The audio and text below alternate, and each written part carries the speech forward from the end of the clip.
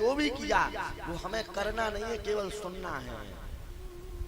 और भगवान श्री कृष्ण ने जो अर्जुन से कहा है गीता में वो हमें करना है। भगवान ने जो किया वो नहीं करना है, केवल सुनना है। और भगवान ने गीता में जो कहा है वह हमें करना है। और भगवान श्री राम ने जो कुछ किया है वो सब हमें करना है, और जो कुछ कहा है वह भी हमें करना है, क्योंकि वो मर्यादा पुरुषोत्तम है और ये लीला पुरुषोत्तम है। गीता में भगवान कहते हैं अनुद्वेगम कर्म वाक्यम सत्यम प्रियहितम च यत् स्वाध्यायाभ्यसनम चैव वाङ्मयं तपोच्यते।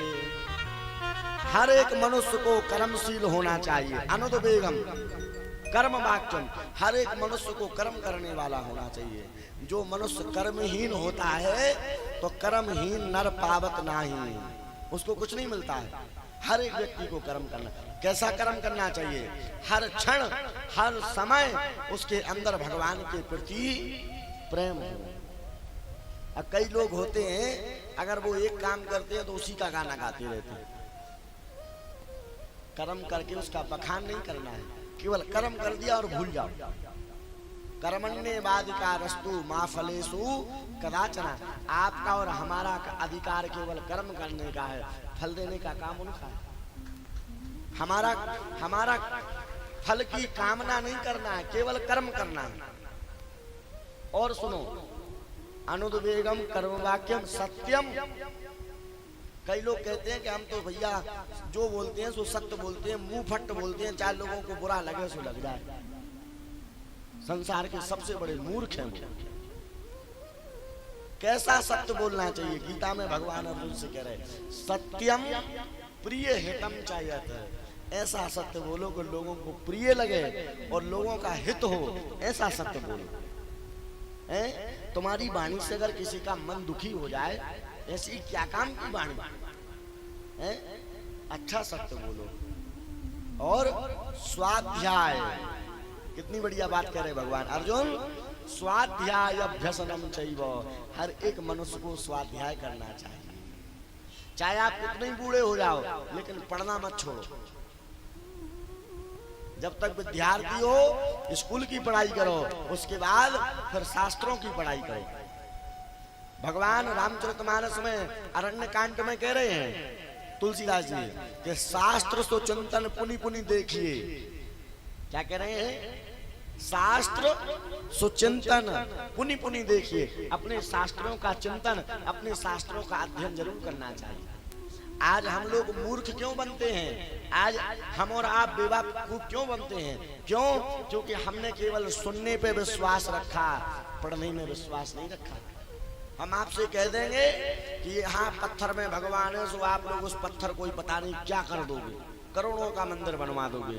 लेकिन आपसे कहेंगे शास्त्रों का अध्ययन करो, तो आप नहीं करोगे।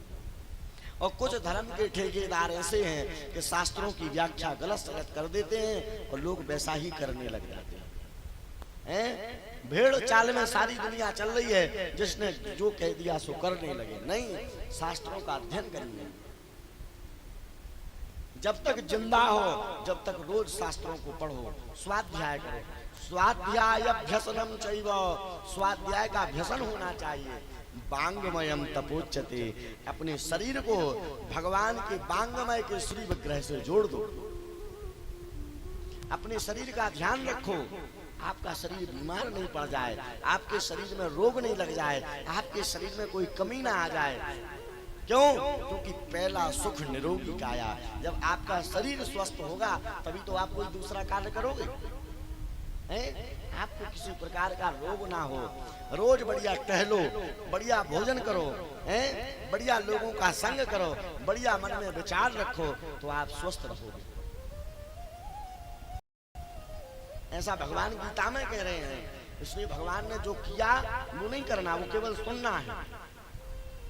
और आज जब भगवान ने बंसी बजाई, बंधुओं, बंसी की बजाने से हजारों लाखों गोपियां आ रही हैं। कुछ गोपियां पूर्व से आ रही हैं, कुछ उत्तर से आ रही हैं, कुछ गोपियां दक्षिण से आ रही हैं, और बीच में हमारे श्याम सुंदर बंसी बजा रहे हैं। और जैसे ही गोपियां आई सो भगवान गोपियों को देखकर कहते हैं कि स्वागतम ते महाभागा प्रियम किम करवाणी बा। हे प्रिय, तुम्हारा स्वागत है। गोपियों को सुनकर के अच्छा लगा कि एक तो प्रभु ने बंसी बजा करके हमें बुलाया, अब हमारा स्वागत भी कर रहे हैं। लेकिन भगवान ने एक लाइन और बोली नीचे, उस पर गोपियों ने ध्यान नहीं दिया। भगवान ब्रजस्यानामयम कश्चित् ब्रूतागमन कारणम। तब गोपियों ने ध्यान दिया कि प्रभु कह रहे हैं कि हे प्रिय, तुम्हारा स्वागत है। स्वागतम ते महाभागा प्रियम किम करवाणी वा। आप क्यों आई हैं? किम करवाणी वा, आपका आने का कारण क्या है? ब्रजस्यानामयम कश्चित् ब्रूतागमन कारणम, यहाँ आने का कारण क्या है, क्यों आई? सोई गोपियां सक पक रह गई, अब कुछ बोल नहीं पा रही है। तब भगवान कह रहे अच्छा अच्छा हम समझ गए तुम क्यों आई। शायद आज शरद पूर्णिमा का चांद देखने तुम लोग जंगल में आई, क्योंकि शरद पूर्णिमा को सारा चांद निकलता है, इसी को देखने आई हैं। एक काम करो, चंदा देख लिया हो तो भाग जाओ, इससे पहले कोई जंगल में शेर भालू तुम्हें देख लेगा, तुम भाग जाओ। गोपियां कहती प्रभु हम कोई चंदा फंदा देखने नहीं आए। अच्छा अच्छा तो समझ गए क्यों आई, लगता है पति से झगड़ा हो गया होगा इसलिए तुम यहाँ पर आई। लेकिन पतिव्रता नारी का तो देवता केवल उसका पति ही है, चाहे कितना भी झगड़ा हो उसको तो अपने पति के पास ही रहना चाहिए। गोपियां कहती प्रभु हमारा कोई झगड़ा नहीं हुआ। अच्छा अच्छा अब समझ गए कि आप लोग हमसे मिलने आए हैं। हमसे मिल लिया हो तो दूर से ही मिलो, दूर से मिलने में ही फायदा है, और जाओ अपने घर। क्योंकि दूर रहने में जो प्रेम रहता है वो पास में रहने से नहीं रहता, इसलिए अब आप जाओ। अब जब गोपियों ने सुना तो सारी गोपियां अपनी आंखें नीची कर ली। सुखदेव जी कहते परीक्षित जरा आंख बंद करो, उस दृश्य को देखो।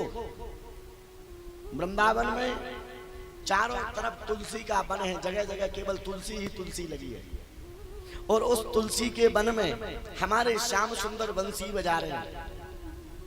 और शरद पूर्णिमा की रात्रि है, और उस रात्रि में 1 लाख गोपियां भगवान को घेर करके खड़ी हैं। भगवान बातें कर रहे हैं, गोपियां सुन रही हैं। अब गोपियों पे जवाब नहीं दिया गया, तो गोपियों ने आंखें बंद कर ली, निगाहें नीचे कर ली, आंखों से आंसू आ रहे, और अपने सीधे पैर के अंगूठे से धरती को खिड़कोल रही, अंगूठे से धरती को खुदो रही हैं, और भगवान की बातें सुनने के लिए क्या जवाब है। गोपियां कहती हैं प्रभु मेवं विभोर हति भवान गदितुं नृशंसं संत्यज्य सर्व विषयास्तव पादमूलम् भक्ता भजस्व दुर्वाग्रहमात्यजास्मान् देवो यथादि पुरुषो भजते मुमुक्षुन्। हे प्रभु आप हमें इतनी निष्ठुरता से मत भगाओ, आपने ही तो हमें बुलाया है और आप ही हमारा त्याग कर रहे हो। हे श्याम सुंदर हमारा त्याग मत करो। हे प्रभु पहले हमारा मन घर के कामों में था, लगा रहा, किंतु अब हमारे हाथ पैर हमारे बस में नहीं है। गोपियां कह रही हैं अब हमारे हाथ पैर हमारे बस में नहीं है, हम घर जाकर भी क्या करेंगे। अब हमने अपने सारे चित्त, आपने हमारे सारे चित्त को ही चुरा लिया। चित्तम सुखेन भवता पहतम गृहेषु